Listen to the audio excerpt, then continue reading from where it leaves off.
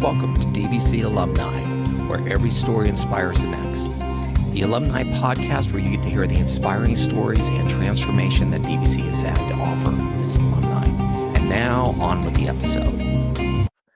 Well, first of all, thank you, Charley, for having me here. I'm super excited to be a part of this podcast today.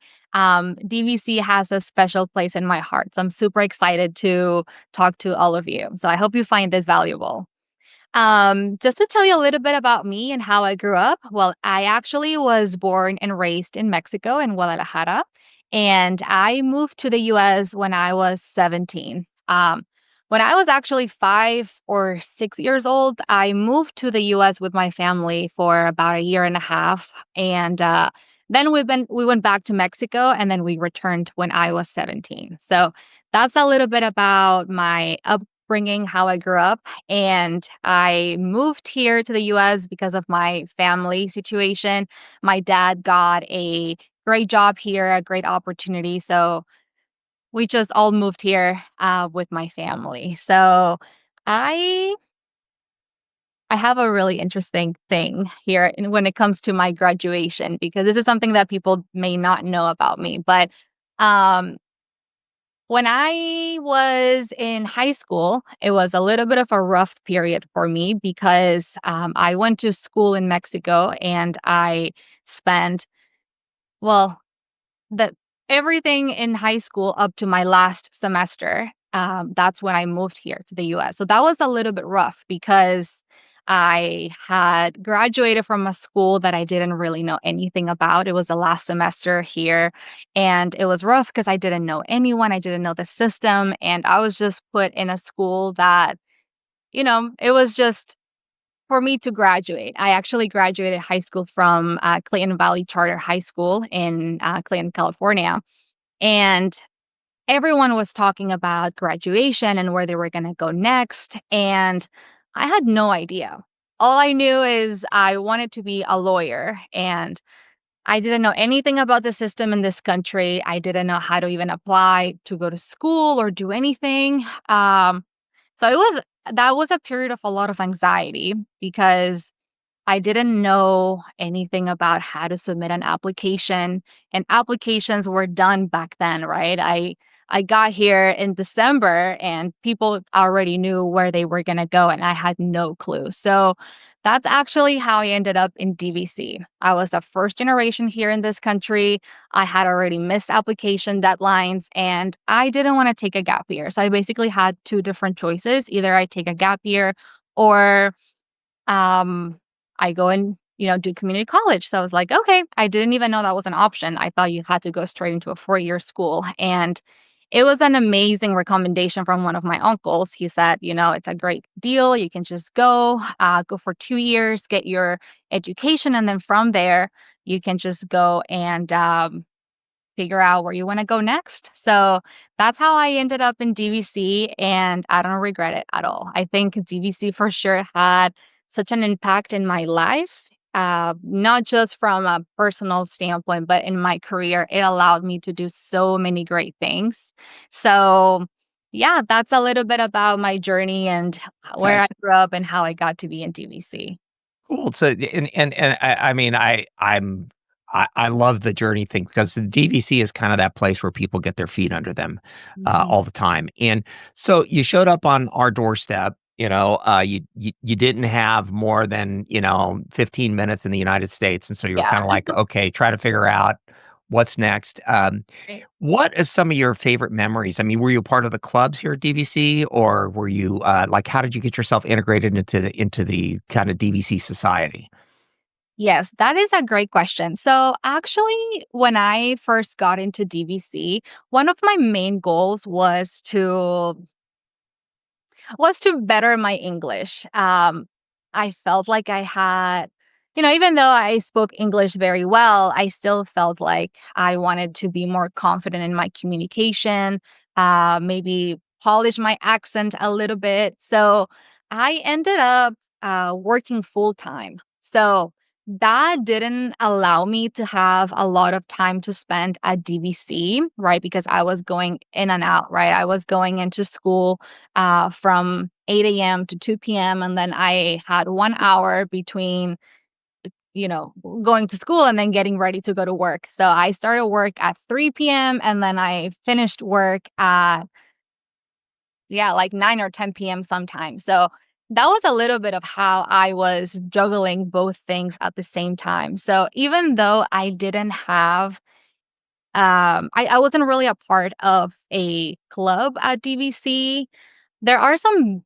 amazing lessons that I took by just being in this community college. For me, one thing that I take away for my life in general is the concept of time. I feel like it can either be your best friend or your biggest enemy, depending on how you look at it. So, for a long time, I thought I was late. I thought I was falling behind because I wasn't able to take 4 or 5 classes every single semester. But then I realized that being behind on my school was actually one of the reasons why my career took off. So, because I was able to combine school and hands on experience with work, that was actually how I was able to start an amazing career. And it even helped me land amazing opportunities that people usually would have to wait until after graduation.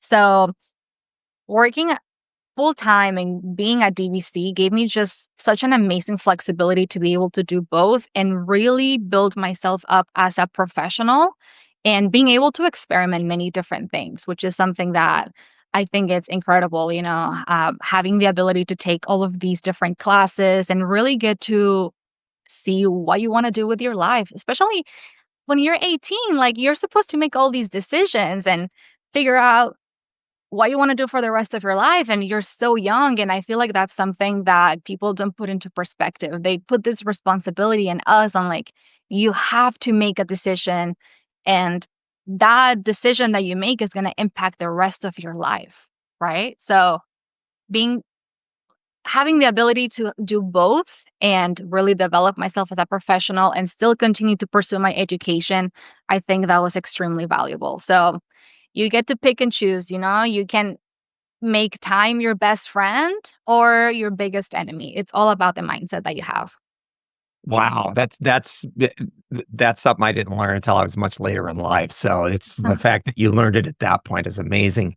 We'll touch one more time on DVC and then we'll go on because I have by the way, I have your LinkedIn experiences out here, and I want to talk about that in a bit because I think there's some, and you kind of touched on that, the importance of that. But do you have like a favorite class or anything, or like a class that made you go wow or anything like that at DVC? Yeah. So I have a degree in international business, and part of my curriculum was taking a lot of math related courses, right? Calculus and economics. And funny story, I'm actually not really good with numbers. But it's just one of the things that you have to get through to get your degree. So I had a teacher, Mr. Yoon. He was my microeconomics teacher, and I didn't have a really successful story, even though I got a B in the class in macroeconomics. I was a little bit skeptical on how I was going to do with microeconomics, but Mr. Yoon made it super simple. And his office hours were great. He was always super helpful. So yeah, I think he's definitely someone that impacted my journey and made my life a little bit easier. Cool. Um, so then you headed off to your big 4-year university. Talk a little bit about that. How did the transfer work? Was it fairly easy? And then you go off to the big school because I think you went to what, Arizona State? I did, yeah. Hmm. So yeah, my my school journey has a lot of ups and downs. So, like I said, because I was working full time and also going to school full time, that made it a little bit bumpy for me. But also on top of that, my dad, because of field that he's in, he moves around a lot. So as a family, we are always following my dad wherever he goes. So it got to a point where he was moving too much, he was traveling a lot, and it was a little bit hard on the family. So we decided to all move with him to Southern California. So we moved to San Diego. We were there for a few years, and I was in the middle of completing my associate's degree. So I had to transfer to a community college down in San Diego, and I was actually going to two different, no, three different community colleges down there just to be able to get my schedule filled up. And I also forgot to mention, but when I was going to DVC, I was actually also taking some classes at some point at De Anza Community College in close to San Jose because I was working in San Jose as well. So long story short, it took me 5 different community colleges to get my associate's degree. And because my dad was moving a lot, I ended up just choosing to go and do online school and finish my education in Arizona State University. I actually, before I went to Arizona State, I got accepted into Long Beach State. And I was going from San Diego to Long Beach 3 times a week, driving back and forth. And that was really hard. I was also working full time. So you can imagine how difficult that was. But so I was like, no, I don't think I can do this long term. It's not sustainable. So I decided to get into Arizona State, an amazing school as well. And, going back to the flexibility of being a student and a professional, that gave me what I needed. And it helped me to finish my education there. Yeah, it was an amazing school as well, great professors. And yeah, it was a great experience. I had to do what I had to do to graduate for sure. Yeah, and I mean, it's like you're telling the story, and it's like your LinkedIn doesn't reflect that, and it's like I know most people's journey is, not as challenging, but it's like and I have a kid that went to school at Chapman down in Orange County, and I'd fly into Long Beach just because it was easier to get in and out of, but it's like going from San Diego, which is still further down the road, and it's like I know the 405 is super awesome as far as traffic goes. So Yeah. yeah, to say that it would have been unsustainable is I would say an understatement. So it's yeah, that's a pretty tough haul. And Arizona State is a fantastic school. They have a huge footprint. I mean, I think last I heard they have anywhere from 80 to 100,000 students, but a lot of them are online. They have a ton of satellite campuses and they have a great and it's a wonderful school that has a lot of wonderful opportunities. Um, okay, so we're gonna fast forward a little bit. Well, kind of no, let's back up. We're gonna at the same time, but we're gonna talk professional career because there's a couple of things on here where I'm going, these are all the things that I think people should actually do. Like you worked in sales. I think everybody should have a job in sales at some point. I I agree. also believe you should work retail, which you did both at the same time. Mhm. Retail, whether it's waiting tables or dealing with people that are mad at you or, Yeah. whatever. You learn amazing skills. And so you were working, I guess, AT&T, you worked at Sprint, it looks like. Um, about that kind of that early, you're going through school and you're trying to survive and commute and do all the other fun stuff and be a good employee. What was that? Yeah. Yeah, I think, something that you said is, I totally resonate with that is that I agree. And I even told my younger sister, everyone should have a job in sales at some point. It just really changes your life and it gives you so many different skills.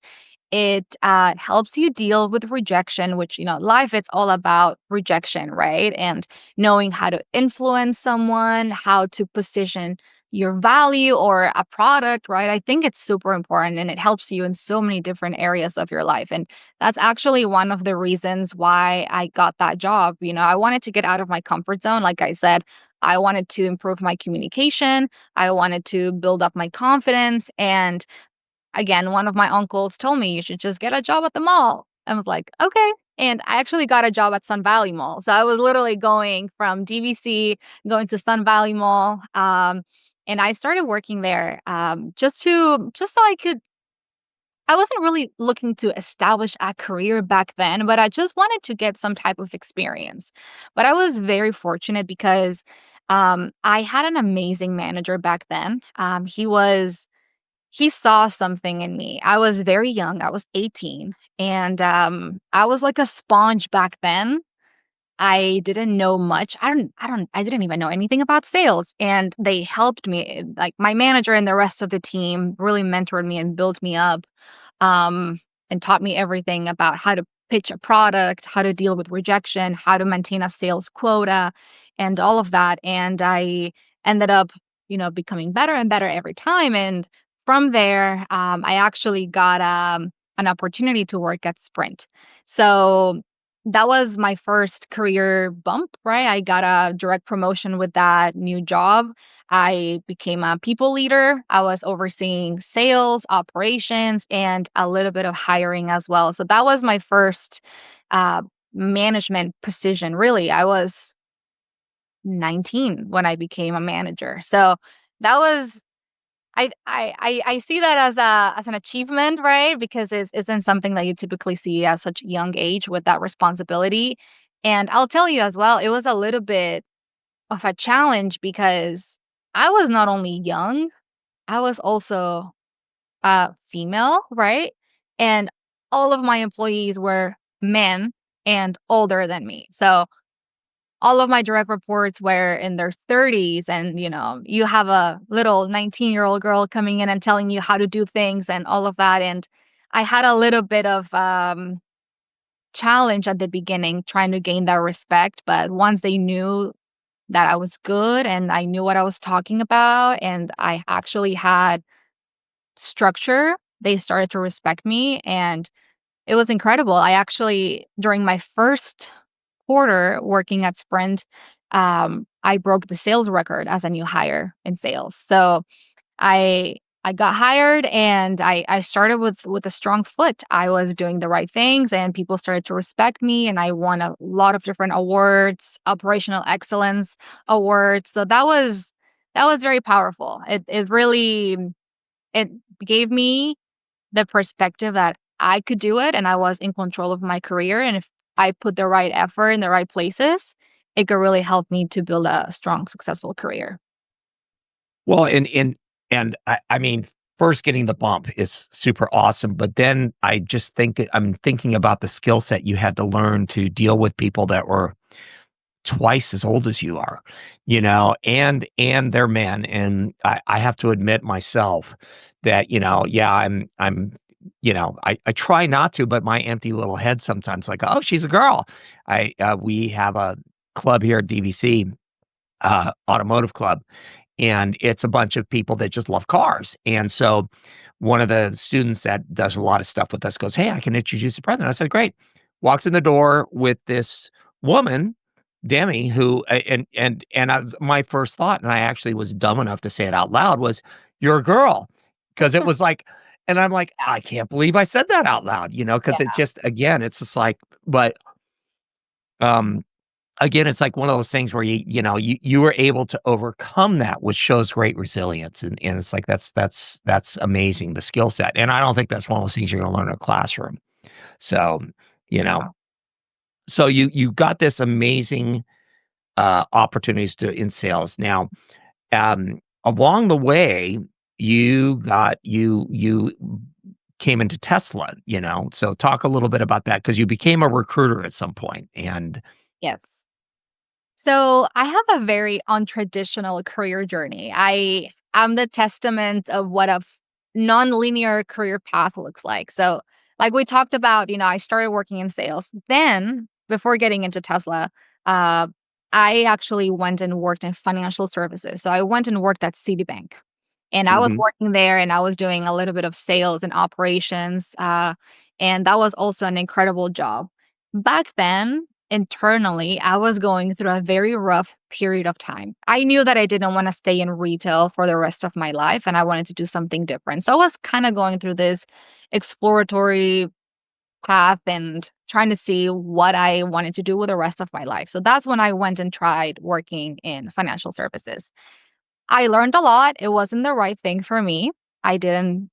envision myself working there for the rest of my career. So then I went into the tech industry. So I started working for a small startup called Fountain. Well, back then they were small. Right now they're much bigger.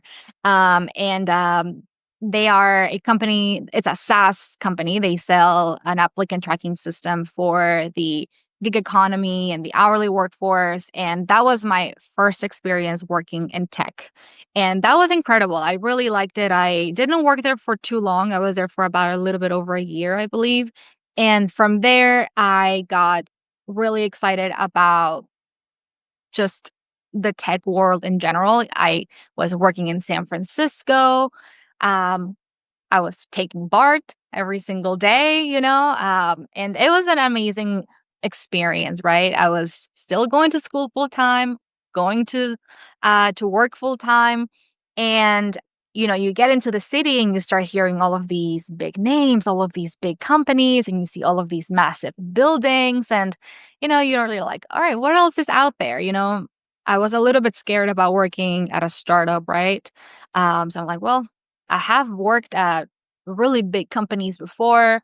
Maybe I can aim for a bigger company. So I landed an opportunity to work at Tesla, and it was transformative. Working there was just getting into Tesla was actually really challenging. People don't really put this into perspective sometimes, but Tesla being such an incredible big company, it's really hard to get noticed, right? So I was able to connect with the right people and tap into my network that could help me really to accelerate my job search process. And I landed my first interview and I couldn't believe it. I was like, oh my God, like this is real. I got an interview to work at Tesla. And it took me actually 7 interviews. It's such a long hiring process. And yeah, I mean, I got that job and I felt like I was on top of the world, Like my dad was like, "You got into Tesla. That's where you stay for the rest of your life. You build a career there. You don't need to go anywhere else." So that's how I got my job there. And yeah, I mean, working at Tesla definitely gave me a lot of perspective because you're working alongside some of the most brilliant minds in the world. Like everyone is smarter than the other, right? Everyone is incredible there. And it was amazing to work with these people and the conversations that you hear in during lunch or even when you're in your office, and it's really powerful. It fuels you with a lot of energy to want to do more and better every time. So I started as a level 3 recruiter, which is, just I would say, not the most entry level, but I was still a normal recruiter. And then I became a senior recruiter about a year and a half later. Wow, that's well, and there's a point you made that we're gonna get back to in a minute. We're gonna finish up your this part of your resume, and then we're gonna get back to networking because that's one of those things I believe is absolutely critical. It's like that's how you get the jobs that you want. But um, so you went through there, you went to a long-term stock exchange, which that's got an interesting name. Touch on that briefly because it's like I don't even know what that is. I didn't have a chance to look it up. So and Yeah. then we'll get to what you're doing now, because I think what you're doing now is amazing, and I don't wanna get too fanboy on my own podcast, um, but we will talk about that a bit because I think with the stuff you're doing now is amazing. But talk a little bit about long-term exchange and what that is. Yeah, so LTSC is actually a stock exchange, and it is a company that I worked for not too long, but it was also an incredible experience working there. I was there for about a little bit over 2 years. And the reason that I actually left Tesla to work at LTSC is because, you know, as you remember back then with COVID, we a lot of people went and worked remotely. So um, I was working remotely at Tesla, and then we got an email from Elon Musk in the middle of the night, and he was like, "You have to get back into the office." everyone goes back full time. And I was already living somewhere else, that was approved. And I had no way for me to go back and work at Fremont again. It was just not feasible for me. So I was looking for other options and I really liked what LTSC was doing. I applied very intentionally because I believe in working for mission driven organizations. For me is something that is extremely important. I don't want to just have a job because of it, right? I want to make sure that where I'm working is a place where my contributions have a greater purpose. And one of the things that really attracted me about this company is the size and stage that they were in.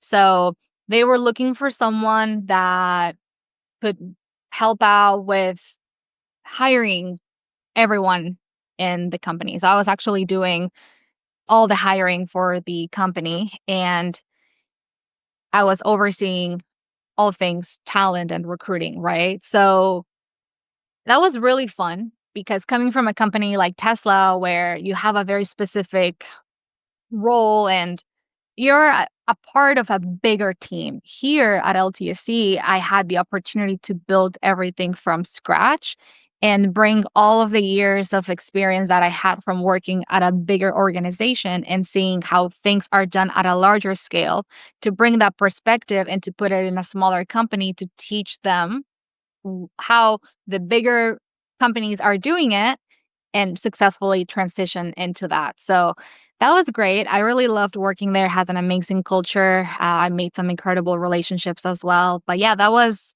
a really nice experience for sure. Well, and you brought up something is that, you had all this experience in the larger structure on like protocols and procedures and things that are good to do. And you had that opportunity to bring that knowledge to LTSE. Is that Mhm. right? Yeah. And I'm thinking about it is that they then didn't have to go through the pain of doing it wrong first, and then having to fix it because it's always easier to do it right the first time, Yeah. to hire somebody like yourself who's got the talent Mhm. and the know-how and the knowledge and like put the procedures in place first. And then it's like at that point, it's pretty much golden, Yeah. because then they don't have to go back and, oh gosh, why did we do that? Then they have to go Right. back and redo their reporting. And so and I know like from my experience with the Alumni Association, because they didn't have one when I started, is like building it from scratch is so much fun, you know? Yeah. It's stressful, but it is a lot of fun. Yeah. So Definitely. you were doing all this stuff, and now we're gonna get to the fun stuff, right? Mhm. 'Cause, you launched Career Building Coach in January of 2020. Now that you probably had no idea what was coming in 3 months, but at the time you started launching this, because that was just before COVID decided to come and visit us Yeah. all. But, talk kind of a little bit on how you got going in this and kind of like what the evolution of it has been. Yeah. So, as you can see, I have a very untraditional career journey, and people started to notice that. People were asking me, "Hey, like, how are you moving around so much? You're doing sales, you're doing retail, and then you're going and doing operations, and then you go into fintech, and then you do all of these things. Like, how are you doing this? How is this possible?" So, some people criticize me for it. They're like, "That's not gonna work. That doesn't look good on a resume." But some other people were curious, right? And my answer was always the same. Like, I'm just trying to find myself, and I'm going to go through as many jobs as I need to do until I figure out what I want to do. And one of the important things that I want to highlight as well is that I didn't only navigated 6 career transitions, but I also got a better job each time. So I was moving upwards in my career with every transition. So I was being very strategic on where I wanted to land and why, and my objective behind getting into those jobs. So that also, again, going back to sales, right? Like that equips you with an ability to be able to frame your experience and position it correctly in a way where you become an asset in every single one of those jobs because I bring something that other people don't have from a linear career that they've just done the same thing over and over, right? I bring perspective. I bring the ability of bring different minds together. And that is very powerful. And when people were coming to me, how are you doing that? At the beginning, I was just giving free advice. I was just telling people, hey, this is what I'm doing. This is how, you should do it. And just, I have a natural mentoring personality, and I'm an older sister. So I feel like I always try to be an old sister to everyone, right? If anyone comes to me asking for advice, I'm always going to give it. But then my boyfriend back then, which is now my husband, who I actually met at DVC, by the way. Uh, yeah, we've been together for 10 years now. And he said, like, well, you're really good at what you do. You definitely have a good story to tell. People are attracted to it. Why don't you try to maybe do something out of it? My husband is very business mind. And I was like, no, there's no way people are gonna pay for that. Like, why? And I started just charging people. I didn't even have a structure on pricing, and I was a little bit scared and shy to like charge money for advice, and then I started to take it more serious and build like a structure, and I naturally became a mentor to people that way. And I didn't have any major plans on like taking this to the next level or anything, but I really enjoyed it. And I it's one of the things I was like my passion project. And yeah, I mean from there I started to get referrals from the people that I was helping. And yeah, I mean, I was just living off of referrals. It was just like a little bit of money on the side. And then April of last year, I decided to take this full time. And I noticed that this was something that I really felt connected with. I really enjoy doing this, and especially with how difficult the job market it is right now. Being a recruiter, I would live on LinkedIn all the time and see what people are posting. And it was devastating, seeing all of these massive layoffs left and right, and, seeing 365 days of not having a job. All of these. And I'm like, wow, like this is really sad. I want to contribute and help out in a way, in any way that I can. So I started creating content, and I was just giving free advice. I was just telling people what I wish someone told me back then on how to do things, on how to network correctly, on how to interview effectively, how to pitch yourself in an interview, how to navigate the workplace politics, and how to make the right decisions, right? Like being that mentor to others. And people started resonating with my message and what I was telling them. And that really helped me to build a very strong personal brand. So that was back in April. In April of last year when I started doing content, I wasn't really active on the platform. I was just posting things here and there. And it was mostly text posts. I wasn't really creating like really in-depth videos until later on in I believe it was August or September of last year. And from there, that's when I went viral multiple times. I have videos, I have over 20 million views, and it was scary at the beginning. I was like, "Oh my god, like 20 million people have seen my face." And if you try to look me up on, on a personal side, like I have 150 followers on my personal Instagram. I'm not someone that posts pictures about myself. I'm very private. And that was scary for me. I like just putting myself out there and having so many people see me.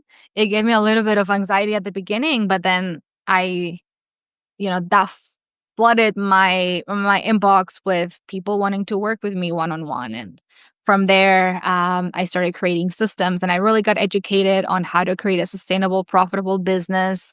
And just by building a personal brand on LinkedIn, by month 3, I believe, I got waitlisted. I couldn't take any more clients anymore. And it was incredible. I was like, wow, like this is actually working. And I was making really good money, and it was also scary. I'm like, oh my God, like I need to do things right and create the systems, you know? Um, so yeah, I mean, I think it was the power of building a strong personal brand and having a message that resonates with people can really help you take your business to the next level. And it's been the best decision that I've made in my life. And I'm extremely happy with what I'm doing. And, so far in 5 years of coaching, right, I've had over 300 success stories, right? And when I look back at these stories, I'm like, wow, like I can't believe I've had the ability to have all that impact in these amount of people. So it's been extremely gratifying. Yeah. Um, so your nonlinear so I've had a very long nonlinear job journey. Mine just wasn't intentional. It was kind of happenstance, and I tell students that I work with because I have a couple of classes that I teach once in a while on networking, and I say I've had 3 different careers just recently in the last 30 years, and it's I got every single vertical through somebody I knew, Wow. and they're all very, very different, but it wasn't intentional, it just happened to be the way it worked out.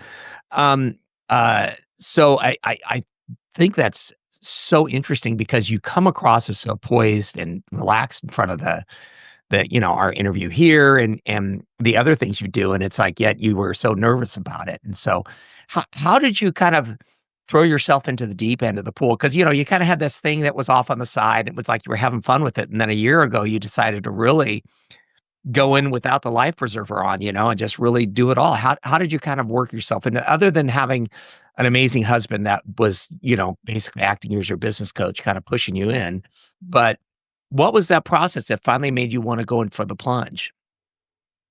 You know, uh, I watched a movie that had a sentence that really stuck with me, which is you're going to start living life on your terms the moment you stop being so fearful. So, like, your life and the things that you want to do are the other side of your fears?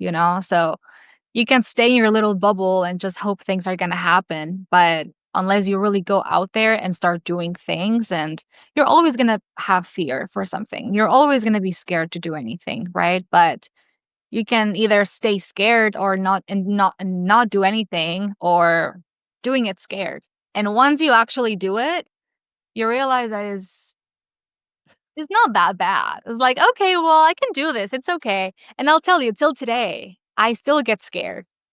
Every Mhm. time I have to record, my hands sweat, and I'm like, I have to have a little fan next to me because I'm like, oh my God, like I'm gonna do it wrong or something, right? And yeah, I mean, it's just part of the it's just part of the game, I guess. And I don't know, maybe one day it'll get easier. I'm sure a lot of other content creators out there still feel scared to be in front of the camera, right? Um, but it's okay. I love it. And if this is what's gonna help me reach more people, then so be it. I'm okay with that. Well, I think that's great being able to lean into your fear. I mean, I've got a ton of things where for me, it's the same thing, everything from I do a lot of cycling, bicycles, and there's a ton of, like going up the tough hill, and it's just, and there are hills now that I used to like sweat and have to stop 3 times on that now it's like, I use that to basically cycle up to get to the other side as I'm picking my music that I'm going to listen to. But again, it's like, I also I do get nervous when, like we're coming on and I was a little bit nervous. I'm not always nervous when I'm gonna talk to somebody, but I was a little nervous because you have so much amazing content. You got lots of amazing people. I'm sure it's probably you and one other person, um, again, it was like I was kinda like going, "Oh my gosh, this is gonna be awesome." And I'm having a thoroughly fabulous time. But I think for me, having that nervous energy, I actually look for that because then it means I'm not bored, and it Right? means it matters to me because if I don't have the nervous energy, then it doesn't matter to me, and so I kind of look for that when I'm doing stuff, so Absolutely. Um, It's a beautiful energy because, if you really like think, how many times have you been scared to do anything in your life? And that freezes people up from doing so many things. And you don't know, maybe if you would have done it, right, you would have been in a complete different place. And this is one thing that I always tell myself, like I don't want to be 90 years old and be like, what would I have done? Like if I go out there and I screw up, it's okay. I'm gonna get up and do it again or try something different, but just try. You will never know unless you try. Yeah. Well, and that's actually how this podcast has grown is because I was told I had to have it back in August and September we launched. And along the way, several people have got, oh, you're making a mistake of that. And it's like, now it's, well, I'm talking to you. We've got a great audience. So let's turn it back to you a little bit. So I wanted to talk, I get to fanboy out a little bit on you. So I'm not going to go too much, but so I know I caught and I know we traded a couple messages and stuff, and I realize you're, like, super busy and stuff like that, so it was like, I'd just send you a message and that was okay. And and then what really attracted my attention, and I talked about this before we started, was you posted a moment you were having, and this is a month ago 2 ago, and by the way, we're gonna post, like, your LinkedIn stuff and your website and stuff on here. Um, but it was a moment where it was like a raw moment you had where you post on LinkedIn, and it was, your 3 in the morning thoughts, it's like, Is it good enough? Am I doing what I," and I found that to be, well, I thought it was unusual for what people are usually posting on LinkedIn. It was a very, very personal moment for you. Um um, so if you don't mind, if you could talk about that for a moment and kind of what was going on at that point, or if this is like an every, and by the way, the shot that came with it, I'll see if I can find it and post it on there. But but it was an absolutely beautiful spot, that you go walking at. So if you don't mind, talk about that a little bit because I thought that was an amazing post. Thank you. I appreciate that. So, I think we all have those days, but I'm not going to speak for everyone. I'm going to speak about myself. And I think imposter syndrome is a real thing. And part of my coaching with my clients is talking about how to overcome imposter syndrome because it happens to the best people out there, right? Before they go and do a big speech or a big TED talk, anxiety creeps in and you're asking, am I worthy of this? Like, am I being good enough? Is my message good enough? And that's one of the things that was happening to me. Um, you know, of course, part of my success has also been because of how passionate I am for what I do. And that comes with being very, very hard on myself. I can overwork myself very easily, and I can literally be in the office for 18 hours straight without sipping water if I want to, because I love what I do. And my husband has to pull me out of like, you have to go take a break right now. But I got to a period where I was extremely burnt out, and I was like thinking, is it worth it? Am I even having an impact on people, right? Is my message good enough? And, sometimes I do get these thoughts, right? I'm a foreigner, right? I have an accent. I'm different. Maybe people think I'm dumb. Maybe people think I'm not qualified enough or like who am I to like go and give all of this advice to people? And I think the reason that I decided to post that is because this is a topic that I've heard so many times from so many different people out there, but people are scared to show the ugly side because of, again, being afraid of what people are going to say about you, right? Or like this personality or idea of glorified influencer or, you know, it's going to crush. And I think it's important to be human and show to people out there that we all have these days. I have days where I don't want to give a coaching call. I feel sick, but I have to show up. I owe that to my clients. There are days where I don't want to record content because I had bad news for something and I don't feel it, but it's okay. You got to do it. And it's important to be authentic and show that we're all human. You see me talking about interview tips, in a 45-second video, but there is a person behind this, right? There's someone that has struggle, someone that deals with mental health, someone that deals with personal life, with financial issues, that with family issues, with all sorts of things that we all go through.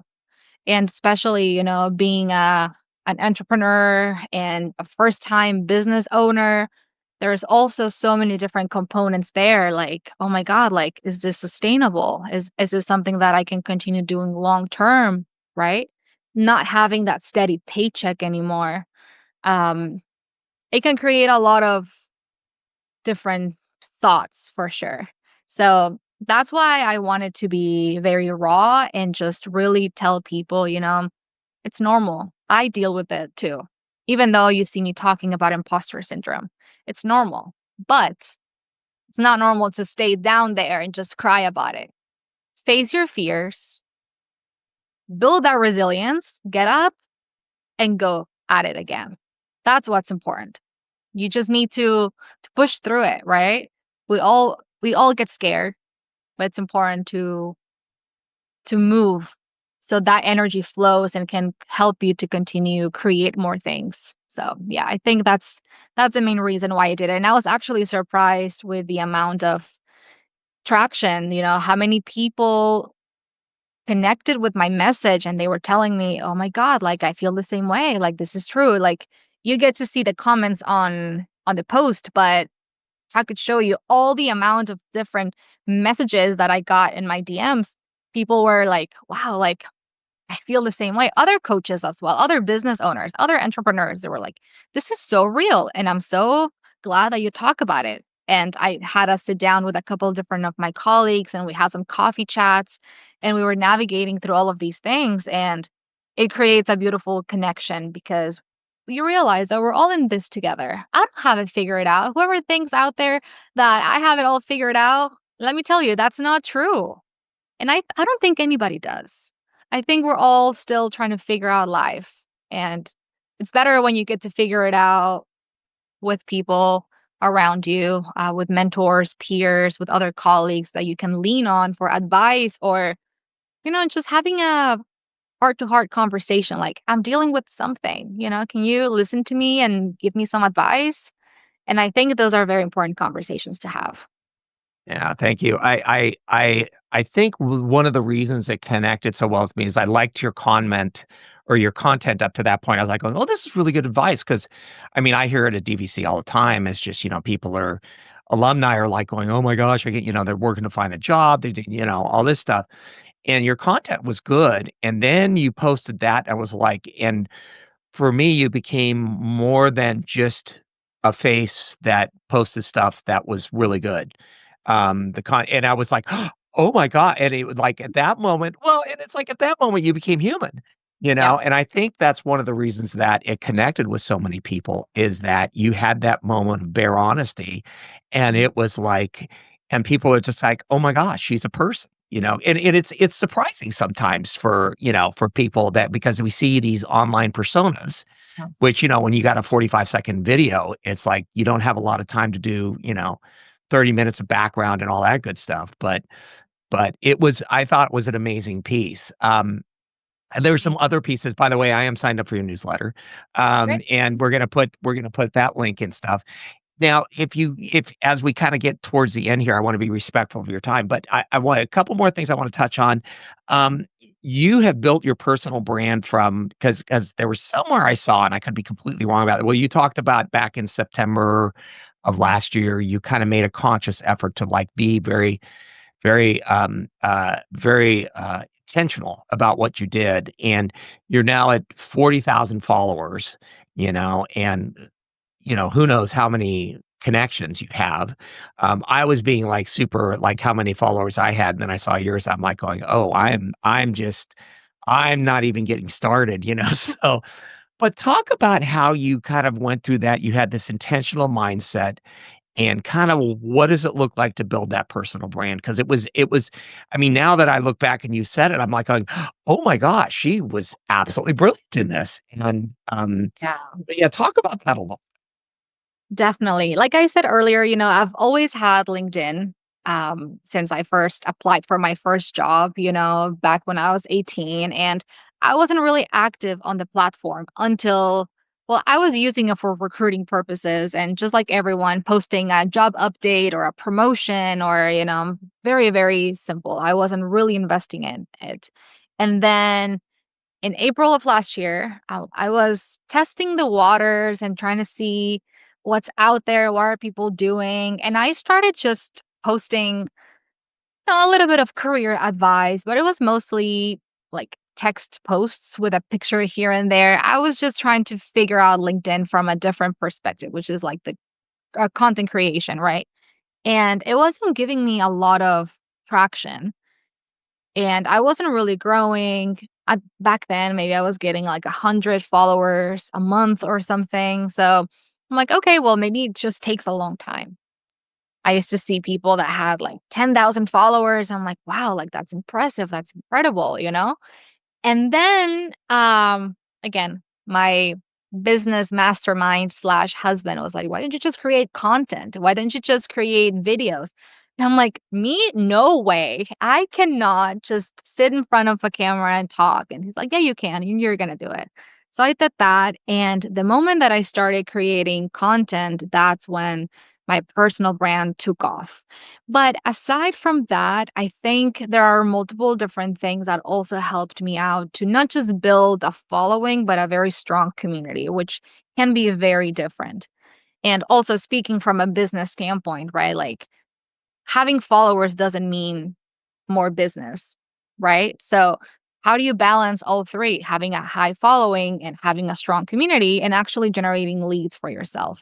So, I started really to interact with others as well. So that's one thing that is extremely important. Just, commenting on other people's posts, right? Having like not just commenting something like, oh, that was really nice, but something like, oh, like continuing the conversation, asking thoughtful questions and engaging with other people's posts in a way that is insightful.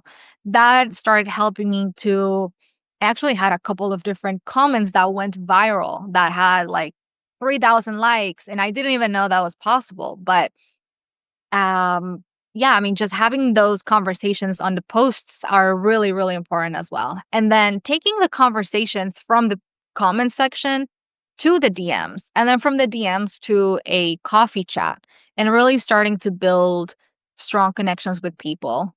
Um, and, I think having a strong message that resonates with people that the way that I try to make my content is like what is the kind of advice I would want to hear? Not what I think as a coach people need, but like as a content consumer, like what do I want to hear? Like if I was looking for a job, if I was struggling with negotiating an offer, right? How can I make this simple in a way where people can be like, "Oh, that makes sense." Right? So I think that's important as well. And showing up daily. At the beginning I was posting like twice a week and now I'm posting daily. So being consistent, LinkedIn is a place where if you put the work is going to pay you back. It's not like Instagram where you just go and post a video and then you'll just go viral in a day, right? You just have to hope that happens. Here, if you put in the work and the effort, it will happen. You will get those followers. You just have to put your energy in the right places. Cool. I absolutely agree. I mean, we've been using that was literally how we built the Alumni Association was my not nearly as targeted or sophisticated use of LinkedIn, which now that you've given me that little tip, guess what? We're going to be working on that. One of the things you alluded to and something that I'm a huge believer in is networking. And I don't mean, I mean, there's part of it going to the networking event and going, hey, how you doing? And putting your cards in your right pocket and handing it to the person and getting it and putting theirs, with the notes in your left pocket. And there's that stuff. But what else? I mean, how do you build your network? Because your network is very intentional. And I'd love to talk about that a little bit here as we kind of get towards the end. Definitely. Definitely, making not just relationships, but the right relationships can really help your career take an exponential course. And what do I mean by the right people, right? Um, it's important that you're very strategic about who you connect with because you want to surround yourself by around people that can advocate for you in a professionally speaking, and someone that can help your career move the needle as well, right? So you have to be very intentional with who you want to connect and why. And not just because you're looking to expect something in return, like, oh, I'm going to be friends with this person because he or she can help me get a referral, but nurturing that relationship smartly, right? Like having those conversations. Like I was always friends with my managers, for example. I had other coworkers that were shy or they would see their manager as someone above them and they would just keep it very professional and not really try to get more involved with them, but that is very important, right? Showing up real and also trying to even be like get yourself connected with directors, right? People in HR, and sitting at the bigger table is important, right? I have this very, very vivid image of when I was at Tesla, for example, like when we would go on lunch, everyone gets up and two groups split up. All the recruiters go sit in one table and then all the managers sit in a different table. And me, I go with them too. Like I go and have a conversation with them.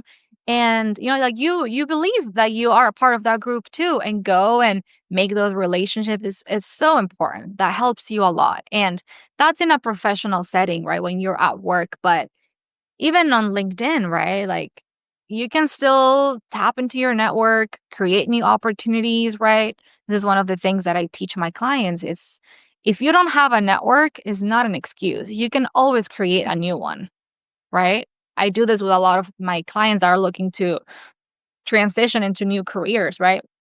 Oh my God, I've been in healthcare for 10 years. I don't have any experience in tech. Who am I? How am I going to create a network here? I'm like, you have to start. Go and start talking to people. Start engaging on their LinkedIn posts, right? Drop a thoughtful comment and then take that conversation from LinkedIn to a coffee chat.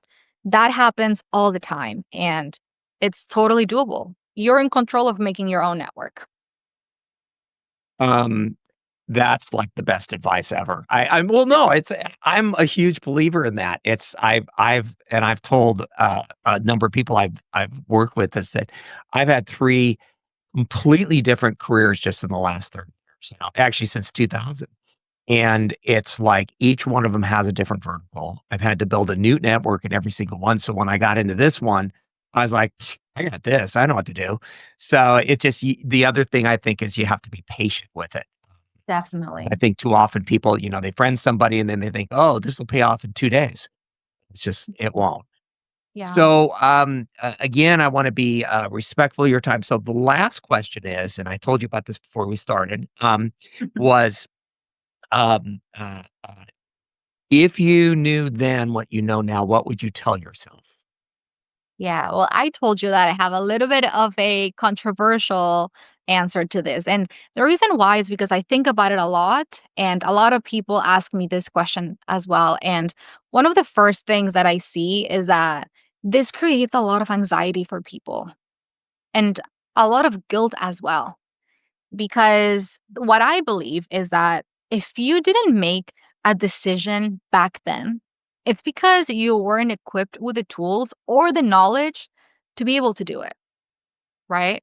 So even if the opportunity presented itself to you back then, maybe 10 years ago, I don't know, maybe you would have ruined it. You weren't ready.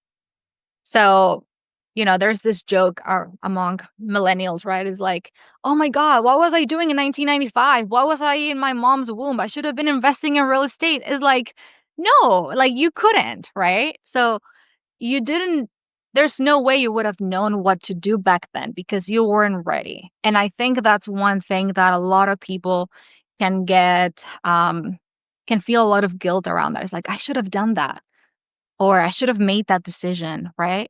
And what I believe is like, if you didn't, it's because you weren't ready. You didn't have the tools to be able to make that decision back then for whatever reason or another.